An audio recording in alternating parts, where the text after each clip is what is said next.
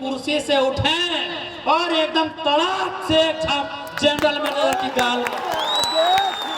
गुरु जी का प्रमुख आंदोलन था डुगडुगी बजाओ, डुगडुगी बजाओ। और जमीन अपना जो महाजन लोग लिया है, जमीन अपना जो सूदखोर लोग लिया है, जमीन अपना जो सामंत लोग लिया है, उससे जमीन ले लो। तो हेमंत दादा जो जमीन कंपनी लिया है जहां यूज नहीं हुआ है, 101 धारा के तहत वापसी करने का अधिकार राज्य सरकार का है, चुपचाप वापसी करा। ये अब नारा नहीं लगेगा कैसे लिया झारखंड। अब सवाल ये होगा क्यों लिया झारखंड, किसके लिए झारखंड। हमारे भी कितना मारे हैं, हमारी संख्या उतनी है जितना गोली नहीं है। और आपको मालूम है ना, सुनील महतो को मारने के लिए आपको 12 गोली खर्च करना पड़ा था। यानी हमारे एक बेटे को भी मारना है तो 12 गोली खर्च करना होगा, उतना गोली भी नहीं है आपकी बंदूकों में। इसलिए हम मानते हैं कि हम विगत 20 सालों से डिफेंसिव हो गए हैं, तो इसका मतलब ये नहीं कि हम दोबारा एग्रेसिव नहीं हो सकते। हाँ मानते हैं कि हमने समय के साथ कुछ पल के लिए समझौता कर लिया है। अब हम आंदोलन से, आक्रामकता से कभी कभी समझौता कर जाते हैं, लेकिन याद रखिएगा सवाल यदि अस्तित्व से आके टकराएगा, सवाल यदि अस्मिता से आके टकराएगा तो हम किसी से भी मुकाबला करने को तैयार हैं। तैयार है ना? ये आने वाले जेनरेशन के लिए लड़ाई है। आज आप देखिए हमारा सोना झारखंड कहां है, किस हाल में है, किस परिस्थिति में है। ये लड़ाई, ये संघर्ष ये आने वाले जेनरेशन के लिए है। आज हमारे रोजगार की स्थिति क्या है, आज हमारे किसानी की स्थिति क्या है, आज हमारे शिक्षा की स्थिति क्या है, आज हमारे स्वास्थ्य की स्थिति क्या है, आज हमारे झारखंडी भाई और बहनों की स्थिति क्या है। ये अस्तित्व की लड़ाई है। आप ऐसा नहीं है आप पूरे भारत में चले जाए, आप पूरे दुनिया में चले जाए, हर एक जगह उद्योग बने हैं, हर एक स्थान पे कल कारखाने आए हैं, खुले हैं, लेकिन झारखंडियों के साथ जो दुर्व्यवहार हुआ है वो पूरी दुनिया में, ब्रह्मांड में किसी के साथ नहीं हुआ है। आज निर्मल दादा के साथ साथ हम गुरुजी को भी याद कर रहे हैं। कुछ ही दिन पहले गुरुजी हमारे बीच अलविदा कह के चले गए, लेकिन आज गुरुजी के बेटे माननीय हेमंत सोरेन जी मुख्यमंत्री के रूप में काबिज हैं। मैं लोकतंत्र के चौथे स्तंभ के माध्यम से माननीय मुख्यमंत्री को भी संदेश दूंगा, आपके दुख में पूरा राज्य दुखी है, आपके दुख में हम भी दुखी हैं, लेकिन जैसे ही अगला सदन चले गुरुजी के सपनों के झारखंड को बनाइए। और गुरुजी का आंदोलन में प्रमुख था धान काटो डुगडुगी बजाओ। गुरुजी का प्रमुख आंदोलन था डुगडुगी बजाओ, डुगडुगी बजाओ। और जमीन अपना जो महाजन लोग लिया है, जमीन अपना जो सूदखोर लोग लिया है, जमीन अपना जो सामंत लोग लिया है, उससे जमीन ले लो। तो हेमंत दादा जो जमीन कंपनी लिया है जहां यूज नहीं हुआ है, 101 धारा के तहत वापसी करने का अधिकार राज्य सरकार का है, चुपचाप वापसी करा। धारा 101 के तहत यदि इस भूमि में परियोजना नहीं आई है, उस योजना का संचालन नहीं हुआ है और 5 साल से ज्यादा का समय बीत चुका है, उस जमीन में रैयत के पक्ष में राज्य सरकार धारा सेक्शन 101 के अनुसार भूमि वापस करा सकती है। जो लड़ाई गुरुजी की थी, जो लड़ाई निर्मलदा की थी, वही लड़ाई तो आज भी है।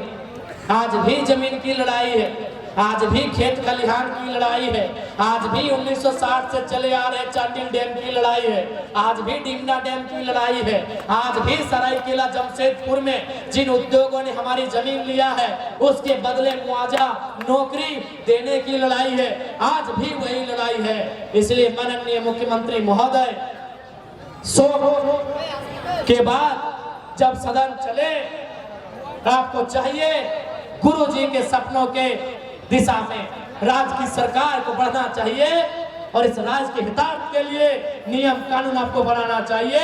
मैं लोकतंत्र के चौथे स्तंभ मीडिया के माध्यम से विधायिका के अंग यानी माननीय मुख्यमंत्री आपके नेतृत्व की सरकार को ये संदेश देना चाहूंगा। आज जिंदाबाद जिंदाबाद। बड़ा दुख लगता है जब हम अपने पूर्वजों को श्रद्धांजलि देते हैं, जब उनके शहादत दिवस पुण्यतिथि के कार्यक्रमों में श्रद्धांजलि देते हैं। आज भी ये मन कहीं ना कहीं कचोटता है कि राज किसके लिए बना। उन मंचों में खासकर ये नारा गुरुजी और निर्मलदा के कालखंड से लगता था कि कैसे लेंगे झारखंड, जब ले लिया तो नारा लगा कैसे लिया झारखंड। नारा नीचे से लगता था कि लड़के लिया झारखंड, कट के लिया झारखंड, मर के लिया झारखंड। लेकिन आज सवाल उलट गया है। आज ये अब नारा नहीं लगेगा कैसे लिया झारखंड, अब सवाल ये होगा क्यों लिया झारखंड, किसके लिए झारखंड, क्यों लिया झारखंड, क्यों गुरुजी का संघर्ष, क्यों निर्मलदा का बलिदान, क्यों आज हर एक झारखंडी पूछ रहा है क्यों लिया झारखंड, किसके लिए झारखंड। आज हर एक झारखंडी पूछ रहा है। यदि हमारे लिए झारखंड तो टाटा में हम कहे नहीं है। आपकी जानकारी के लिए मैं बता दूं, इस राज्य के प्रथम राज्यपाल माननीय प्रभात कुमार जी टाटा के एनुअल फंक्शन में आए थे। जब वो आए, चूंकि राज्यपाल यानी एक बौद्धिक वर्ग, आप विधायक सांसद बन सकते हैं कम पढ़ लिख के, लेकिन राज्यपाल और राष्ट्रपति बनने के लिए थोड़ा होना चाहिए। राज्यपाल महोदय जब टाटा के कार्यक्रम में आए, कार्यक्रम के बीच में उनका एक छोटा सा सवाल था कि हम जानना चाहते हैं कि इन 100 सालों में, 100 साल होने में कुछ समय था शायद, क्योंकि राज्यपाल वो 2000 में बने थे और टाटा 1907 से, यानी उनका एक छोटा सा सवाल था प्रभात कुमार जी का कि हम जानना चाहते हैं टाटा प्रबंधन से कि विगत 100 सालों में, 1 साल, 10 साल, 25 साल और 50 साल नहीं, 100 सालों में आपने कैसी व्यवस्था बनाई, आज कितने झारखंडी टाटा का वीसी बन पाए। वीसी यानी वाइस चांसलर नहीं, वाइस चेयरमैन। ये प्रभात कुमार जी का सवाल था, किसका, किसी विधायक सांसद का नहीं, राज्य के प्रथम नागरिक, the first citizen of Jharkhand mister Prabhat Kumar. ये उनका सवाल था कि 100 सालों में कितने झारखंडी वीसी बने। टाटा प्रबंधन का उत्तर था लड्डू। टाटा प्रबंधन का उत्तर था 0, 0।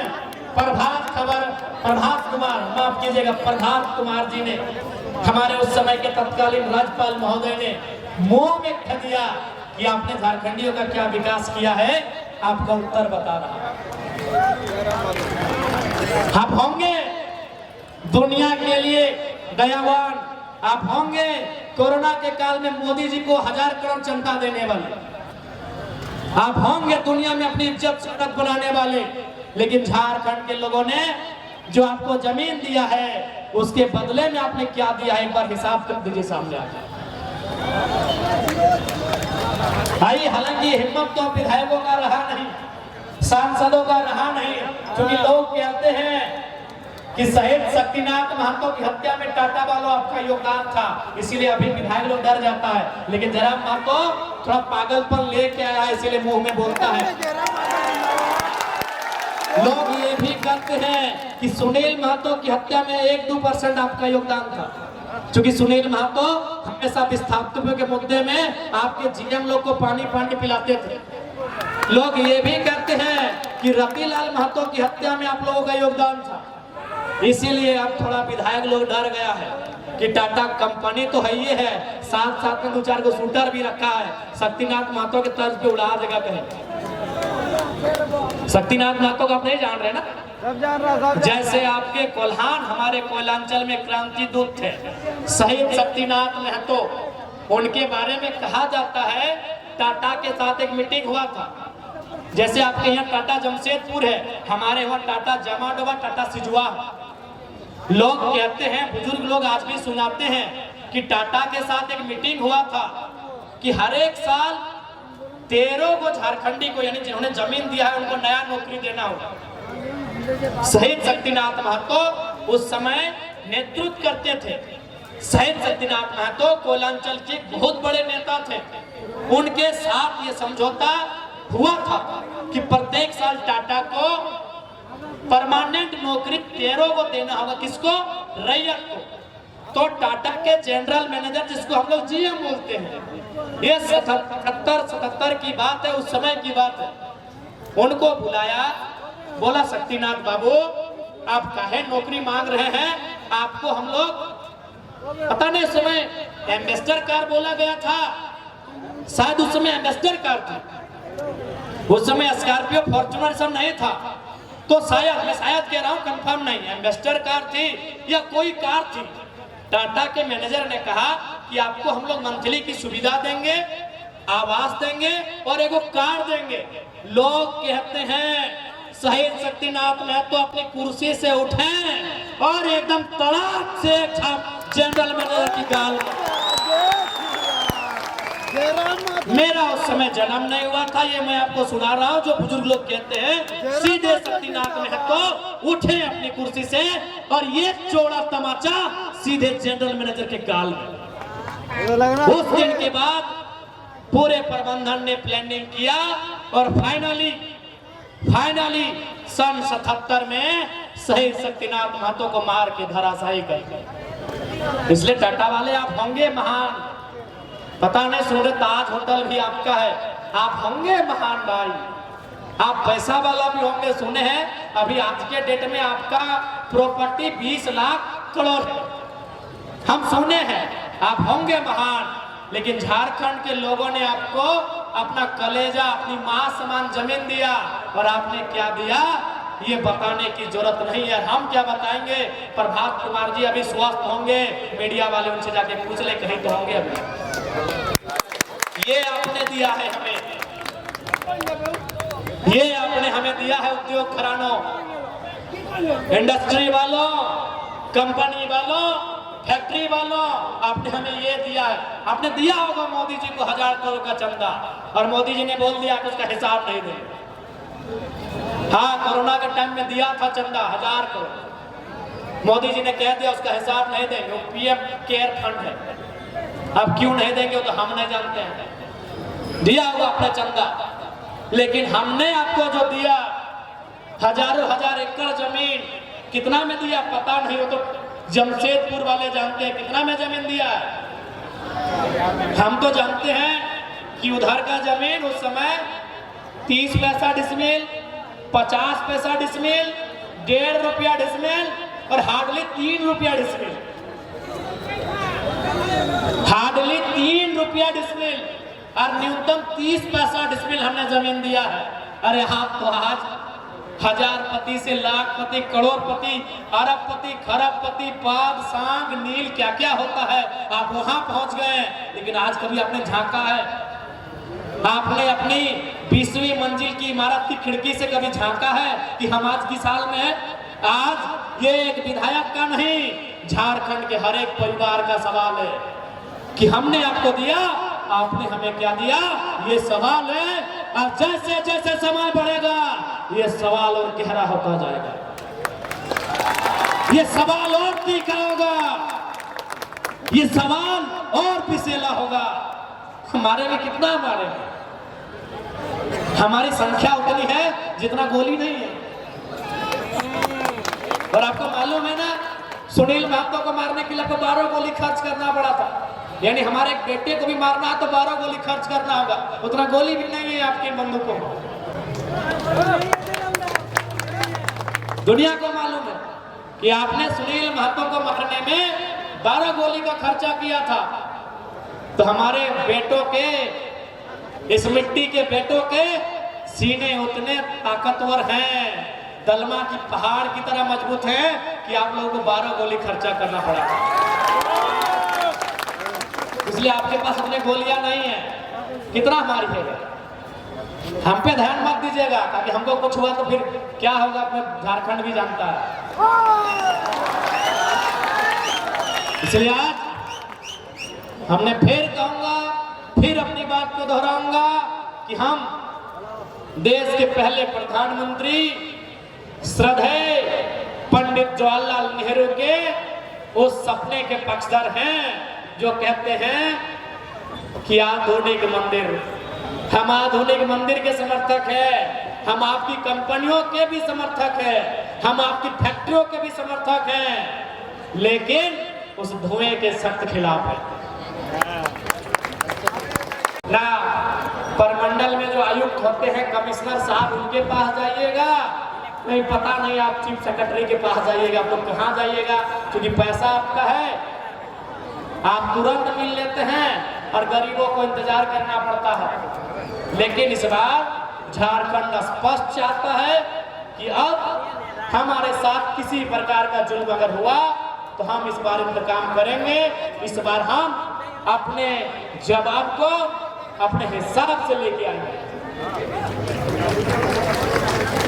क्या कोल्हान वासियों, मैंने जिन बातों को आपके सामने रखा, क्योंकि कोल्हान से आप हैं, अगर एक भी बात हमने गलत तरीके से कहा है, क्योंकि लोग, बहुत सारे लोग कहते हैं कि जरा आप तो बढ़िया भाषण देते हैं, अपने भाषण से लोगों को भड़का देते हैं, तो क्या हम ये भड़काने के लिए बोल रहे हैं या कोल्हान की सच्चाई है?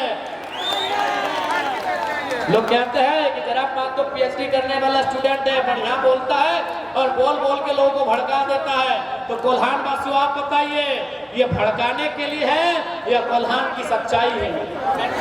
कोल्हान का दर्द है ये, कोल्हान की पीड़ा है ये, कोल्हान के लोगों के ऊपर ये जुल्म है या नहीं, ये आप बताइए। इसलिए आज निर्मलदा की शहादत की बेला, निर्मलदा की शहादत के 38वें वर्ष की बेला में आज आप सभी केवल उन्हें पुष्पांजलि देकर, नम आंखों से श्रद्धांजलि देकर ना जाए, एक संकल्प लेकर जाए। इस राज्य में व्याप्त जुल्म, व्याप्त करप्शन, व्याप्त आतंक, व्याप्त अन्याय के खिलाफ निर्मल की तरह सबल होकर लड़ेंगे, ये संकल्प लेकर जाइए, ये संकल्प लेकर जाइए। जाने के बाद अब निर्मलदा के चेहरे को याद करे या ना करे, निर्मल की वाणी को याद करिएगा कि खून तो खून है, टपकता है तो जम जाता है, कि खून तो खून है, टपकता है तो जम जाता है, अरे जुल्म तो जुल्म है, पड़ता है तो मिट जाता है। आज कोल्हान के कंड कंड में निर्मल की आवाज, निर्मल के सवाल तीखे तीर बनकर गूंज रहे हैं, और इसका समाधान होगा सामाजिक न्याय से, इसका समाधान होगा आर्थिक न्याय से, इसका समाधान होगा लोगों के हक अधिकार से। और ये जब तक नहीं करेंगे तब तक आवाज गूंजेगी, तब तक सवाल गूंजेगा। और अभी ये जो शांत पड़ा है ये राज एक बार फिर से उलगुलान के लिए तैयार होगा, ये आपको सब स्पष्ट शब्दों में कहना चाहेंगे। क्योंकि हमने ना उड़ीसा में कब्जा किया है, ना बिहार में, ना बंगाल में, ना छत्तीसगढ़ में, लेकिन हमारे साथ जो हुआ ये पूरी दुनिया को मालूम है। इसलिए आज इस पावन मेला में उपस्थित माताएं, बहनें,